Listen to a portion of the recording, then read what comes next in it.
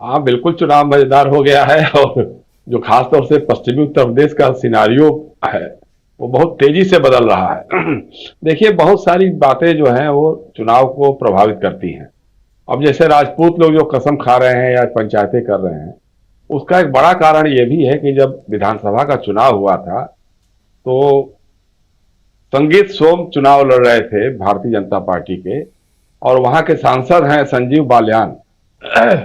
उन्होंने साजिश करके उनको हरवाया, पुलिस को लेकर के साथ में जैसे भी है उन्होंने व्यवस्था की ताकि वो चुनाव हार जाए।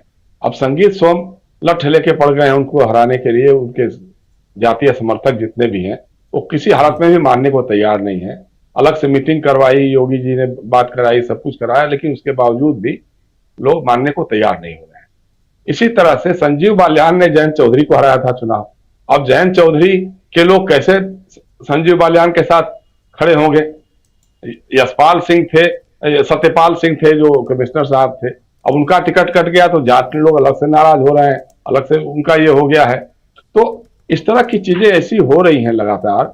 अब जयंत चौधरी को देखिए आप, सहारनपुर में नहीं बुलाया सभा में, जबकि उन्होंने एक बाकायदे होर्डिंग छपवाए थे कि दोनों की संयुक्त रैली होगी, नरेंद्र मोदी, योगी आदित्यनाथ और जयंत चौधरी की संयुक्त रैली होगी। बड़े बड़े फोटो छपाए, बड़े बड़े होर्डिंग लगवाए, लेकिन न तो सहारनपुर में उनको बुलाया, न कैराना में बुलाया, और तो और बिजनौर में जहां उनकी पार्टी का अपना कैंडिडेट है, वहां योगी गए लेकिन ये नहीं गए। अब कह रहे हैं कि कार खराब हो गई।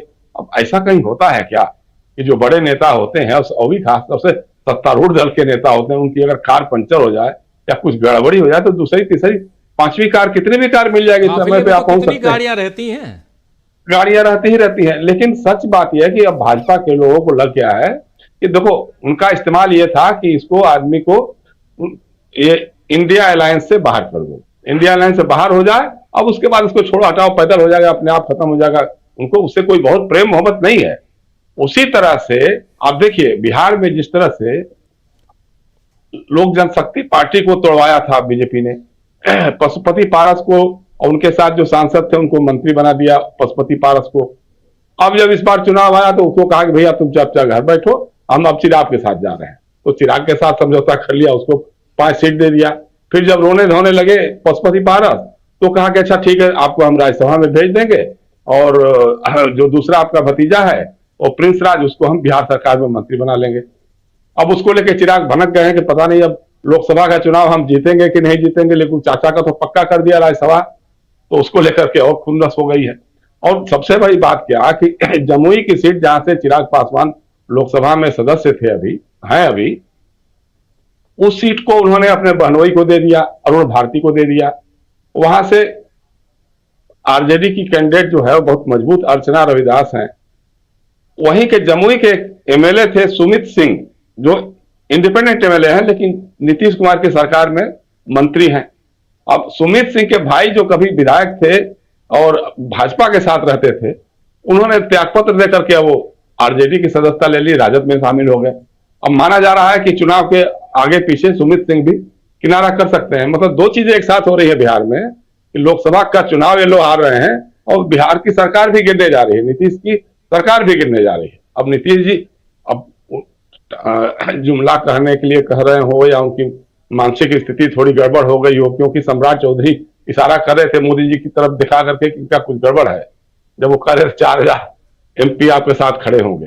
तो इस तरह की चीजें एक नहीं, हर जगह से यही चीजें आ रही हैं। आप गुजरात की बात कर रहे थे, गुजरात में ऐसा हो सकता है क्या जहां की मोदी और शाह जी का एक छत्र नेतृत्व, मतलब निर्विवाद नेतृत्व, उसके बावजूद 2 सांसद चुनाव लड़ने से मना कर दें, नाम डिक्लेयर हो जाए, उम्मीदवार डिक्लेयर हो जाए और उसके बाद वो चुनाव लड़ने से मना कर दें? ऐसा कभी सोच सकते हैं क्या? ये सब बदले हुए माहौल का एक असर दिखाई दे रहा है। और दूसरा यह है कि देखे, अभी प्रशांत जिक्र कर रहे थे, मतलब हम पहली बार देख रहे हैं मोदी जी के भाषणों में कोई भी नयापन नहीं है। अब तीसरी बार अगर आप प्रधानमंत्री बनने के दावे कर रहे हैं और ऐसे कर रहे हैं जैसे बस अब तो ये अप्रैल मई जून में चुनाव हो जाएगा 4 जून को, और 15 अगस्त को झंडा फहराएंगे ही आप, तो आप ये नहीं बता पा रहे हैं कि भाई हम क्या क्या कर चुके हैं 10 साल में और क्या क्या करने वाले हैं।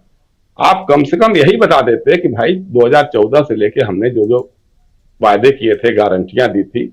आपने कहा था कि विदेशों में काला धन जमा है उसको हम ले आएंगे और पेट्रोल आपको 35 रुपए लीटर मिल जाएगा, इनकम टैक्स पेयर्स को टैक्स माफ हो जाएगा, इतना काला धन आ जाएगा कि उसी से सारा काम चल जाएगा। आपने कहा था कि हम देश भर में स्मार्ट सिटीज बनाएंगे। आपने कहा 2 करोड़ लोगों को रोजगार देंगे। आपने कहा था आप किसानों को एमएसपी मिनिमम सपोर्ट प्राइस देंगे। तमाम चीजें, मतलब महंगाई पे लगाम लगाएंगे। आप एक एक वीडियो अब तो उनके आने लग गए हैं ना।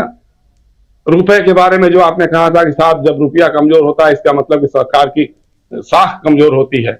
आज रुपया कहाँ है ये बताना चाहिए कि भाई आज रुपये की कीमत क्या है, डॉलर के मुकाबले हमारा रुपया कहाँ खड़ा है। तो ये सब चीजें नहीं बता रहे हैं। बेरोजगारी की बात आपने कहा 2 करोड़ लोगों को रोजगार देंगे। कितने लोगों को रोजगार दिया यही बता दिए होते कि भाई 10 साल में हमने इतने लोगों को दे दिया, अब 15 साल के जब होगा तो हम इतना देंगे। अब आप कह रहे हैं कि साहब 5वीं अर्थव्यवस्था हो गए हम और आने वाले वर्षों में हम तीसरी अर्थव्यवस्था हो जाएंगे। ये नहीं उसमें बता रहे हैं कि जो हमारी 5वीं अर्थव्यवस्था है वो कर्ज में डूबी हुई अर्थव्यवस्था है।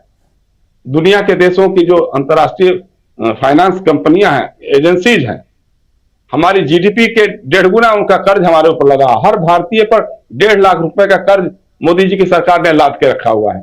ये नहीं बता रहे हैं कि ऐसी हम अर्थव्यवस्था तैयार कर रहे हैं। ये नहीं बता रहे हैं कि हमने लोगों को एकदम अपंग विकलांग बना दिया, दिव्यांग कहेंगे, सॉरी विकलांग कहेंगे तो आपत्तिजनक हो जाएगा, दिव्यांग बना दिया है कि भाई आप कुछ काम धाम न करो, कोई काम आपके लिए है ही नहीं, हम काम नहीं दे सकते, बस 5 किलो अनाज दे देंगे, आप खाइए मस्त रहिए जीती, जब तक चुनाव होते रहेंगे आपको हम देंगे, नहीं तो फिर बाद में नमस्ते कर लेंगे उससे भी। तो इस हालत में देश को आपने पहुंचा दिया है, तो उसके बारे में कभी कोई चर्चा नहीं है, कोई ब्लूप्रिंट नहीं है। और जैसा भी प्रशांत कह रहे थे, अब तो कांग्रेस का चुनाव घोषणा पत्र कहें या जो न्याय पत्र कहें, जो कभी आमतौर पर बहुत कम लोग पढ़ते हैं, चुनाव घोषणा पत्र पार्टी के नेता भी बहुत कम पढ़ते हैं, लेकिन अब तो हर आदमी कांग्रेस का घोषणा पत्र खोज रहा है, न्याय पत्र खोज रहा है कि भाई जरा देखें कि इसमें मुस्लिम लीग कहां है। जो आपने कह दिया कि तो मुस्लिम लीग का चुनाव घोषणा पत्र है, तो कहीं मुस्लिम लीग की छाप है, किस बात में है, कहां है, वो लोग खोज रहे हैं। और दूसरा यह कि मैं इस बात को, आपको याद है राजीव जी, ये महीनों नहीं बल्कि सालों पहले से कहते आ रहा हूं मैं कि भाई ये 2 नेशन थियरी देने वाले सावरकर जी थे। सबसे पहले सावरकर जी के जब अध्यक्ष बने थे हिंदू महासभा के 1937 में, तब उन्होंने कहा था कि हिंदू और मुसलमान एक साथ नहीं रह सकते हैं। और दोनों की पार्टियों ने बाइकाट किया था। जब कांग्रेस ने चुनाव का तो दोनों की पार्टियां लड़ी थी और बहुमत नहीं मिला था, तो बंगाल में मुस्लिम लीग और हिंदू महासभा ने मिलकर सरकार चलाई थी, सरकार बनाई, जिसमें फजलुल हक प्रधानमंत्री बने थे और वित्त मंत्री बने थे श्यामा प्रसाद मुखर्जी, जो उस समय हिंदू महासभा में थे, बाद में भारतीय जनसंघ के अध्यक्ष बने थे। तो अगर उस मुस्लिम लीग से उनका कहने का मतलब है तो उनकी पुरखों की पार्टी है, उनके साथ मिलकर के चलाए हैं, सरकार चलाए हैं। तो इसलिए पता नहीं उन्हें सोचने विचारने की क्षमता भी लगता है खत्म हो गई है। जो आता है मन में अल्ल कुछ भी बोल देते हैं किसी सभा में, ये सोच ही नहीं पाते हैं कि भाई आप पार्टी का कोई छुटभैया नेता नहीं है, आप इस देश के प्रधानमंत्री हैं और आप जो बात बोलते हैं दुनिया भर के लोग उसको सुनते हैं और उस पर अपनी राय बनाते हैं। तो इस तरह की बात है लोग, इससे लोगों में कहीं ना कहीं एक तो कांग्रेस के घोषणा पत्र या न्याय पत्र के प्रति लोगों का आकर्षण बढ़ा है कि ये बात जो कह रहे हैं, अच्छा चूंकि कांग्रेस की राज्य सरकारों ने उनकी गारंटी पे अमल भी किया है, चाहे कर्नाटका हो, चाहे छत्तीसगढ़ हो, या राजस्थान में काफी मामलों में इन्होंने अमल किया था, तो उसको लेकर के लोगों में उत्साह बढ़ रहा है कि लगता है कुछ करेगा। अब आप उसको ऐसे खारिज करते रहिए, उसका कोई मतलब नहीं है। दूसरी बात यह है, सवाल जो है वो भी मैं प्रशांत की उस बात से भी सहमत हूं कि कांग्रेस के नेता या विपक्ष के नेता इस बार मोदी जी के ट्रैप में नहीं फंस रहे हैं, उनके वाकजाल में फंस नहीं रहे हैं, उनके इशू पे कभी ध्यान नहीं दे रहे हैं। तो तमाम तरह की बातें, कभी सनातन, कभी धर्म, कभी मंदिर, कभी राम, कभी प्रतिष्ठा, प्राण प्रतिष्ठा, इस सब बातों में उलझाने की कोशिश कर रहे हैं। लेकिन विपक्ष के लोग अपने महंगाई के मुद्दे से, बेरोजगारी के मुद्दे से, सामाजिक न्याय के मुद्दे से और धर्मनिरपेक्षता के मुद्दे से, इस मुद्दे से कहीं भटक नहीं रहे हैं, अभी तक उसी लाइन पे चल रहे हैं। और अगर इसी लाइन पे चलते रहेंगे तो वाकई बता रहा हूं कि 400 पार की बात छोड़ दीजिए, 200-250 पार भी हो जाए तो बहुत बड़ी बात हो जाएगी भारतीय जनता पार्टी के लिए और राष्ट्रीय जनतांत्रिक गठबंधन के लिए भी। जी राजू जी बिल्कुल बिल्कुल। राष्ट्रीय नहीं, देखिए सबसे बड़ी बात क्या है कि एक दो जो नेताओं को गिरफ्तार करना शुरू किया इन्होंने, विपक्ष के नेताओं को, वो बुमरैंग कर रहा है। लोगों को लग रहा है कि यार कहीं ना कहीं प्रधानमंत्री जब भाषण करते हैं, जिसको भ्रष्ट बताते हैं, जिसको बेईमान बताते हैं, उसको तो अपने पार्टी में शामिल कर लेते हैं, जिसको खुद कहते हैं, और बाकी लोगों को जिसके खिलाफ कोई सबूत नहीं मिल रहा है। अभी तक अरविंद केजरीवाल, मनीष सिसोदिया, संजय सिंह, सत्येंद्र जैन के खिलाफ कोई सबूत नहीं मिला है। अभी तक चार्जशीट आप दाखिल नहीं कर सके हैं, उनको जेल क्यों भेज रहे हैं, ये जनता पूछ रही। दिल्ली में तो हम लोग ऑटो रिक्शा में भी कभी जाते हैं या ऐसे भी घूमते टहलते, तो जो भाजपा के समर्थक लोग भी हैं, जो एकदम अंधभक्त नहीं है, जो वो लोग भी कहते हैं कि नहीं, ये तो बड़ा गलत काम हो रहा है भाई। आप भ्रष्ट लोगों को अपनी पार्टी में ले रहे हैं, और जो काम कर रहा है, जो गरीबों के लिए काम कर रहा है, जो अच्छी स्कूल बना रहा है, जो अच्छे अस्पतालों की, ये मोहल्ला क्लिनिक के जरिए सुविधा, चिकित्सा सुविधाएं दे रहा है, जो महिलाओं को बस में मुफ्त में यात्रा करवा रहा है, जो बिजली फ्री दे रहा है, जो पानी फ्री दे रहा है, उसके खिलाफ आप जेल भेज रहे हैं। तो ये एक तो ये जा रहा है। दूसरा ये है कि जो भ्रष्ट लोगों को आपने अपनी पार्टी में शामिल किया है, जो वॉशिंग मशीन वाला जो चल गया है। मैं आज अभी एक वीडियो देख रहा था, पता नहीं अगर पहले से मालूम होता तो मैं आपको भेज दिया होता। मध्य प्रदेश में भारतीय जनता पार्टी के बड़े नेता हैं रघुनंदन शर्मा काका, राज्यसभा के एमपी, उनका एक आया है, तो भी आया है कि भाई जो वॉशिंग मशीन होती है तो घर के अपने लोगों के कपड़े जो मैले हो जाते हैं उसको साफ करने के लिए होता है। अब ये नहीं होता है कि बाहर के लोगों के गंदे कपड़े, मैले कपड़े, उनको ला करके आप अपनी वॉशिंग मशीन में साफ करिए और उनको बेदाग बनाइए। तो इस तरह की बातें उमा भारती ने भी पिछले दिनों कहा, इस तरह की बात कही थी। अब इस भाजपा के अंदर लोगों ने कहना शुरू कर दिया कि भाई ये जो काम हो रहा है बड़ा गलत हो रहा है।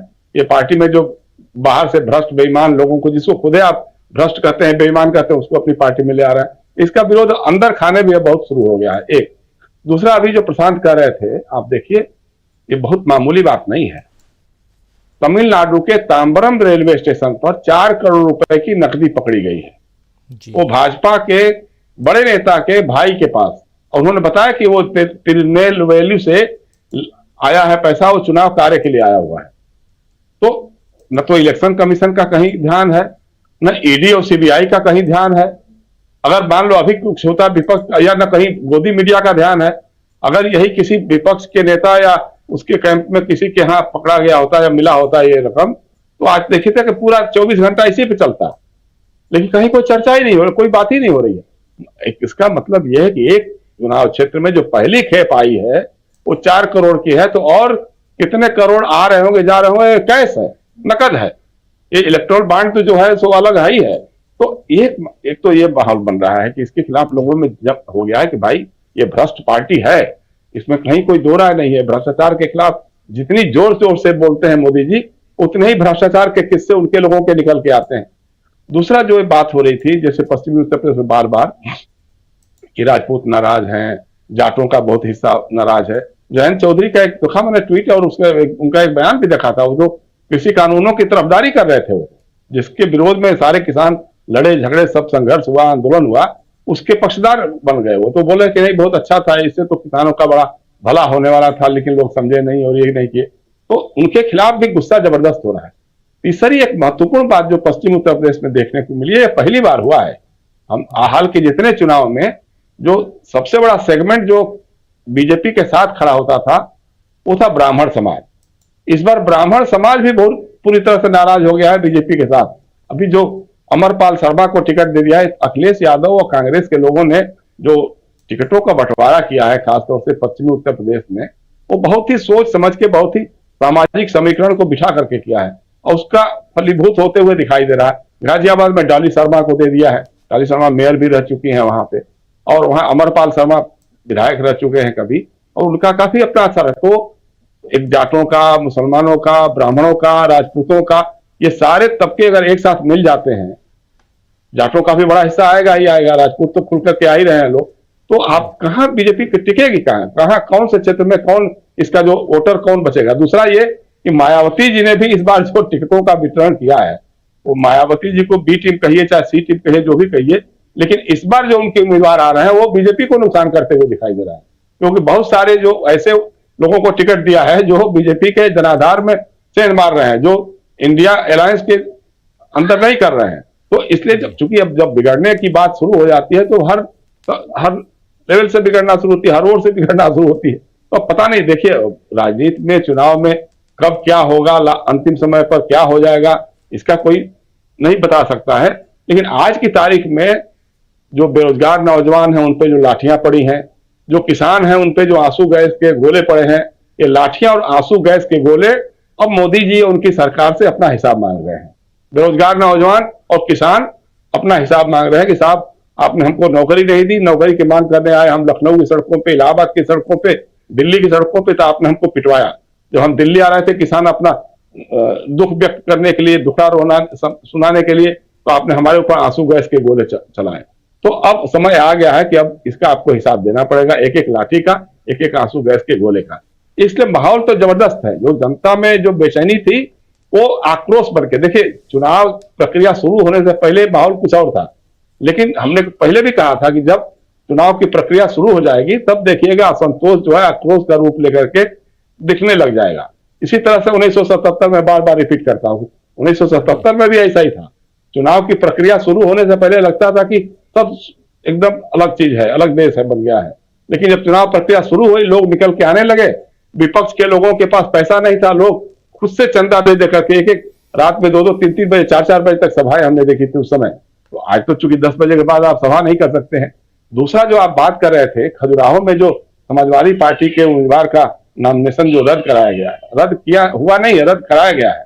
मतलब आप सोचिए कि चुनाव जो नामांकन पत्र है उसमें हस्ताक्षर एक जगह नहीं हो पाया है या कहीं दूसरी जगह हो गया है, तो भाई जब आपने नॉमिनेशन पेपर लिया, एक्सेप्ट किया, उसी समय पढ़ के देख लिए होते, बता दिए होते कि भाई ये आपने गलत किया है, इसको भी ठीक करना होगा। तो लेकिन चूंकि मन में आपके खोट है, वहां प्रदेश भाजपा के अध्यक्ष चुनाव लड़ रहे हैं, तो उनको किसी तरह से निर्विरोध या कैसे भी बिना संघर्ष के, कड़े संघर्ष के चुनाव जिता दिया जा, ये मन में है। तो कहीं ना कहीं इसमें बेईमानी आपकी दिखाई दे रही है।